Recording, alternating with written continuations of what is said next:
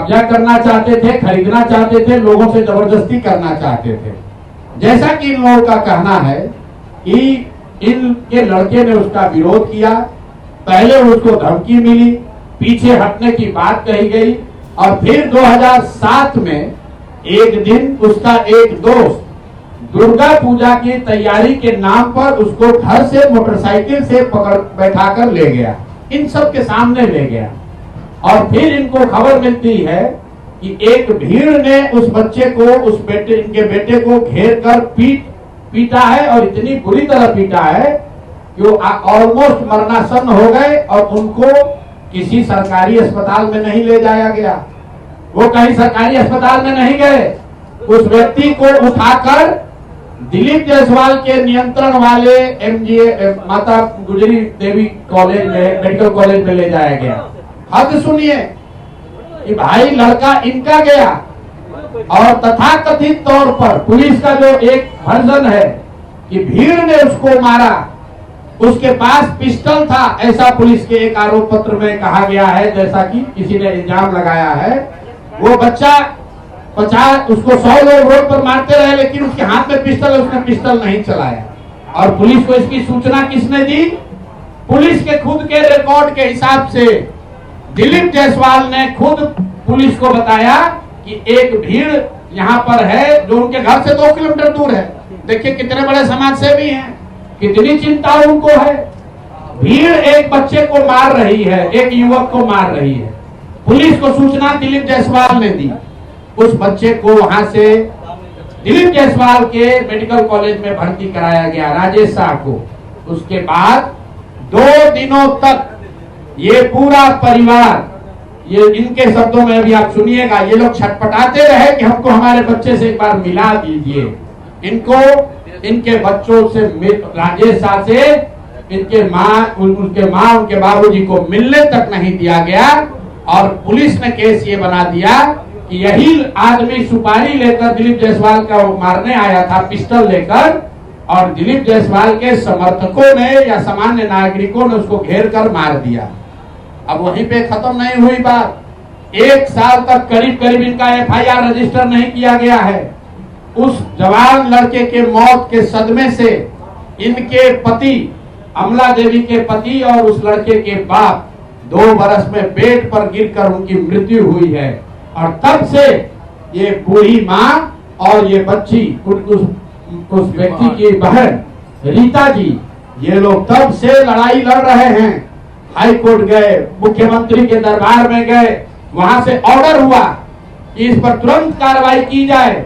वहां का एसपी, अब नाम पिछली बार नहीं बताया था, आज बता रहा हूं, MK नायर, उसने MR नायक जो वहां के एसपी थे, उनकी पत्नी बजाबता आज MBBS करके डॉक्टर हैं। जरा पता कीजिए कि इस केस के बाद वो डॉक्टर कैसे बन गए।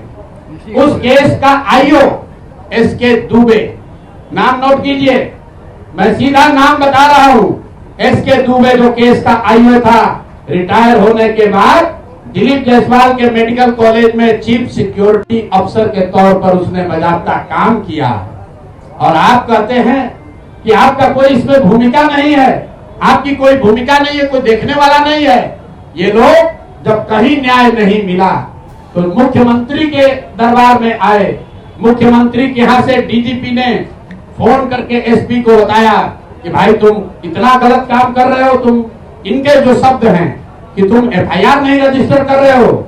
एसपी ने बुलाया और अभी आप सुनिएगा उस लड़की से, उस राजेश शाह की बहन से, कि एसपी अपने सामने इनको बैठाकर इनका जो वर्जन है कि किसी अपराधी को इतना मार रहा था ताकि ये डर जाए, और फिर आकर कहा, जैसे आप पिक्चर में देखते हैं कि जिसको डराना होता है उसको उसके अगल बगल में किसी को बुला के मारता है पुलिस। तो ये बता रही थी कि एसपी ने इनके सामने किसी अपराधी या किसी बंदी को मारा और मारने के बाद इनको ज्ञान दिया कि अरे तुम शादी वादी करो, अपना काम करो, ये सब कहाँ चक्कर में आप पड़ी है। और केस को फाइनल इन लोगों ने कर दिया। फिर ये लोग हाई कोर्ट गए, इनके हिम्मत की आप दाद दीजिए, हमारी आपकी हिम्मत टूट जाएगी। 2008 से ये महिला दोनों अकेले लड़ रही हैं और कोई बिहार में इनके साथ खड़ा होने को तैयार नहीं है। ये लोग हाई कोर्ट गए और हाई कोर्ट का निर्णय अभी मैं आपको सुना रहा हूं। हाई कोर्ट ने कहा है कि सीआईडी को इसको जांच करके तुरंत इस मामले का निपटारा करना है और अभी तक उसका कोई खोज खबर नहीं है। पुलिस रिकॉर्ड में कहीं नहीं है कि राजेश शाह की मृत्यु कैसे हुई, भीड़ के मारने से हुई कि अस्पताल में। ने हमारे बच्चा को मार दिया बेटा को, और उनको देखने तो हाथ नहीं दिया। कितनों समझ दिए, कितनों बोल पकड़े, उनको देखने तरीके नहीं दिया। और हम आप माइक पकड़िए ना, आप माइक पकड़िए, आप बोलिए बोलिए माता जी बोलिए। उसके बाद भी हमको बहुत अति किए, टॉर्चर किए, बहुत किए, मगर हम नहीं हटे। हम यहाँ तक आ चुके हैं। आप लोग का शरण में इसका इंसाफ दीजिए, आप लोग हमारा बच्चा का इंसाफ कीजिए। मेरा नाम गीता कुमारी है। आगे आगे आगे। अरे वो डरी हुई है भाई, आप लोग कह रहे साड़ी हटा दीजिए। हमने कहा है अपना चेहरा, उनको इतना डर है, कल तक कह रहा है कि यहाँ रहने नहीं देंगे।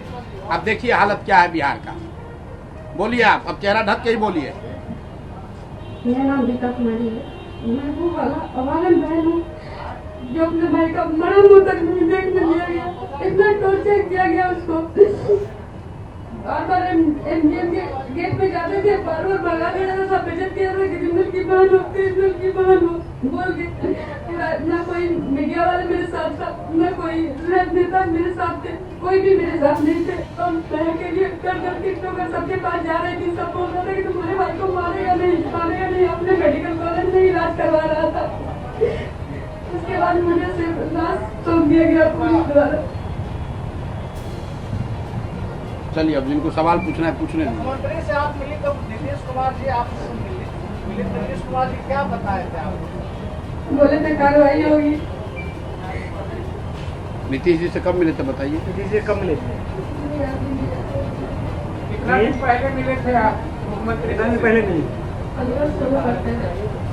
15 साल पहले मिले। 15 साल पहले एसपी साहब का घटना 2007 का 2007 की घटना है। 15/10/2007 एसपी साहब से मुलाकात हुई तो एसपी साहब ने क्या कहा था? जी एसपी साहब मेहमान आए थे उस समय, जब उनके पास गए 2-3-4 बार गए, बोले कि मेरा केस FIR दर्ज कर लीजिए, नहीं हो रहा। एप्लीकेशन लेके बार बार जा रहे थे, तो मेरे सामने ही 2-4 लोगों को मार के मुझे डराने की कोशिश कर रहे थे। और लेकिन मेरे अंदर जब कुछ बोल रहा था वो आपको बता नहीं सकते। हम तो लड़की थे, लड़का होते तो शायद उसी समय दिल्ली से मार दिया होते, लेकिन हम मजबूर थे, मेरे साथ कोई नहीं था। वो हमको बोले कि शादी ब्याह कर लो, तो ये सब केस लड़ने से। अरे आपके लिए सवाल जवाब बहुत आसान है। हम लोग के साथ पूरा प्रशासन है, अपनी ताकत है। 2 महिलाएं जो अपना जीवन यापन किसी तरह चला रही हैं, आप समझिए 25 साल से ये लोग लड़ रहा है। कितनी हिम्मत इन्होंने की होगी तो आज यहाँ आए हैं। और आज ये देखिए बिहार की बात हो रही है, इस महिला की हिम्मत नहीं हो रही कि अपने चेहरे से नकाब हटाए। इतना भय है किस आदमी का, जो भाजपा का यहाँ का राज्य का अध्यक्ष है। ऐसे लग रहा है कि कोई क्रिमिनल सिंह की लड़ाई है। आप कह रहे हैं, हम लोग कह रहे हैं आप चेहरे से नकाब हटाइए, क्यों नहीं हटा रही हैं? इतना भय है उस व्यक्ति का कि अब जब ये जान रहे इनका पहचान तो रहा ही है, लेकिन एक मन में है कि अगर हम चेहरा छुपा के रहे, क्योंकि वहां इनको रहने में इनका मुश्किल किया हुआ है।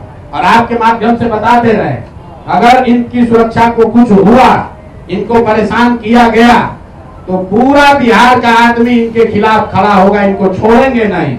ये जो समझ रहे हैं, ये बताइए 2 महिलाओं को इस तरह से परेशान कर रहा है, ये बेचारी बोल तक नहीं पा रही, ये लोग बोल तक नहीं पा रहा है।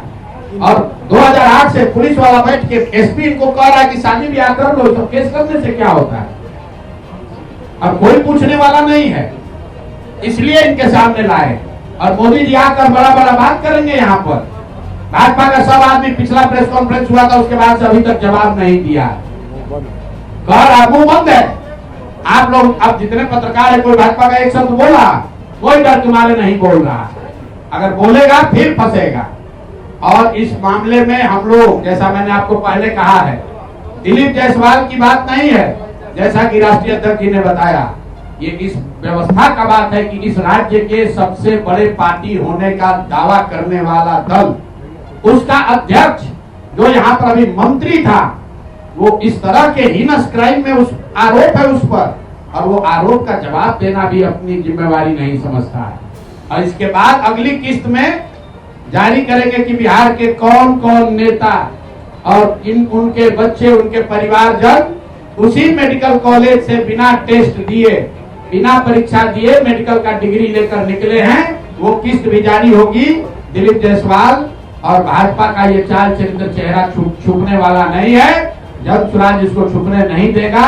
राजद वाले लोग एक जवाब नहीं दिया अभी तक, राजद वाला भी नहीं बोल रहा है।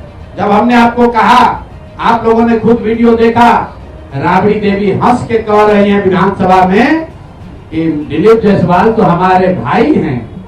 विधानसभा के जो चेयर पे, अध्यक्ष के चेयर पे बैठे हैं, पूछे आपके भाई हैं? तो हाँ, हमारे तो भैया हैं। अरे भाई, तुम पूरा बिहार को कहते हो कि तुम भाजपा से लड़ रहे हो, और भाजपा का अध्यक्ष जिस पर इस तरह का संगीन आरोप है, उसको तुम अपना मुंहबोला भाई बनाए हुए हो। तो आप और जनता बिहार की देख ले कि राजद और भाजपा में कितना दोस्ताना संबंध है। आपको हमको लड़ाता है, हिंदू मुसलमान बनाता है, और आपस में मुंहबोले भाई बनकर सबको लूट रहा है। दिलीप जायसवाल के कॉलेज से दिलीप जायसवाल भी लूट रहे हैं, और उसमें राजद के लोग का भी नौकरी और लग रहा है। उनमें उनके बच्चे बिना एडमिशन टेस्ट के मेडिकल डॉक्टर भी बन रहे हैं, और कोई सवाल पूछने वाला नहीं है। आज का दिन मोदी जी आ रहे हैं। मोदी जी की टीम, भाजपा के लोग ये बताएं कि क्या ऐसे व्यक्ति के साथ मोदी जी मन साझा करेंगे, और अगर करेंगे तो इन दोनों महिलाओं को, आपने कहा है बेटी बचाओ बेटी पढ़ाओ, तो ये बेटी को कौन बचाएगा? रीता शाह को कौन बचाएगा? आप बताओ।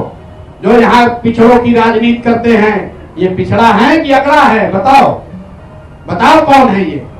तुम कहते हो हम वंचित की लड़ाई करते हैं, हम गरीब की आवाज बनते हैं। ये कौन टाटा बिरला है? ये कौन अगले हैं? मेरे भाई, तुम लोग किसी के नहीं हो। तुम लोग सिर्फ अपना और अपने बच्चों का हित देख रहे हो। समाज में ये महिलाएं उदाहरण के तौर पर खड़ी हुई हैं। हर जिले में, हर गांव में, हर पंचायत में इस तरह का बिहार में अन्याय हो रहा है, और उस बात को दबाया जा रहा है। इसीलिए जन स्वराज ने बात को उठाया है।